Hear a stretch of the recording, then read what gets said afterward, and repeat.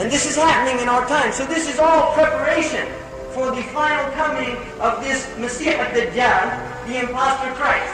So the system is literally being formulated. And if you don't think it, then you are like the Prophet ﷺ, حَتَّى يَظْهَرَ النَّاسُ مِنْ ذِكْرِهِ, until people are in complete heedlessness about who the Dajjal is, about what he is. The Prophet clearly clarified that the Dajjal is literally the antagonist, the impostor Christ. So the Dajjal's teaching will be pure materialism.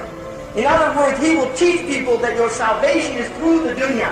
He will tell people that if you acquire dunya, then you'll be saved. You'll feel good about yourself. Self-esteem, have success, do all these things in the dunya, and finally and then when people feel guilty, which is human nature to feel remorse about bad things, they go to the Dajjalic priest, like the psychiatrist and the social worker, and they say, no, it's all right. It's okay to be homosexual. This is a lifestyle choice. Because teenagers feel great sickness, these people that enter into these diseased relationships, and they feel guilt. Many of them commit suicide. What does the Dajjalic system tell them? They say, no, this is socialization. This is this evil Judeo-Christian culture that's telling you these things are bad. It's not bad. It's just a natural impulse. It's a natural choice. If the man drinking alcohol because of a weakness in his moral character, if he goes in and he tells you, no, alcohol is a disease. It's a disease. You have a disease. You can't help yourself. This is what they tell them. If they go to the psychiatrist, he tells them, no, you're okay, I'm okay, you're okay. Let's build your self-esteem. Feel good about yourself. It doesn't matter what you do, accept yourself. You have to learn to forgive yourself. This is the type of thing that they preach in this system. They want to eliminate the whole sense that a human being has human responsibilities before Allah and before the creation of Allah. And he has to own up to those responsibilities, or he has to make tawbah if he falls short. And he has to feel remorse, because nadama is a condition of tawbah. If you don't feel remorse, you haven't made tawbah to Allah subhanahu wa ta'ala. And so this whole idea of getting out remorse and purging it from your system, that is an imposter tradition. It has nothing to do with spiritual teaching. But this is what the Dajjal and the Dajjalic system want to tell people. The other thing the Prophet said, he would have mountains of wheat, جِبَالٌ مِنْ خُبْزٍ وَالنَّاسُ فِي جُهْدٍ إِلَّا مَنِ اتَّبَعَهُ. He would have mountains of wheat, and people are suffering except those who follow him. Now if you look at the demarcation of the world today, those people in this disease system, they eat from the Dajjal. But those who don't follow the system, they're not. They're suffering. They have poverty. They have hunger. They have all these things.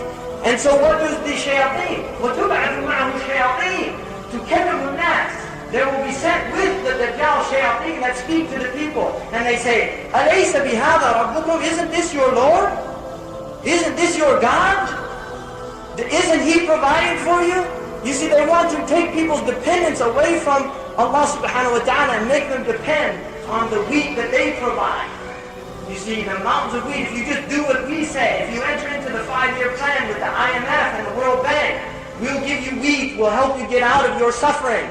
They don't want people to be independent of them and dependent on Allah subhanahu wa ta'ala. They want to create a dependency which is the nature of Rabb and Marbub. This is the relationship between a slave and his Lord, is the relationship of a dependent on an independent. Allah is mustaghnin an al-khalq. Allah is independent of His creation, and we are dependent on Him. But what this system, which is preparing itself for this final manifestation of evil in the Dajjal, is to make people completely dependent on it and free from Allah.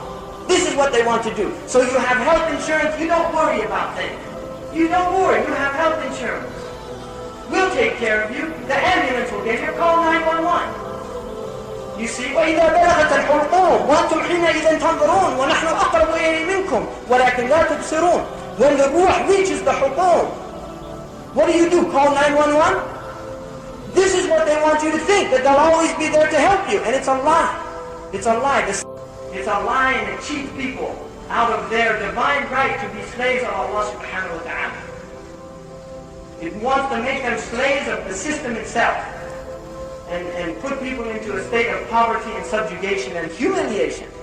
But the Prophet said, ضُرِبَتَ الذِّلَّةُ وَالْمَسْكَنَةُ عَلَى مَنْ خَالَفَ أَمْرِي وَالصَّلَاةُ. That humiliation and subjugation would be written upon people who go against my command. My command.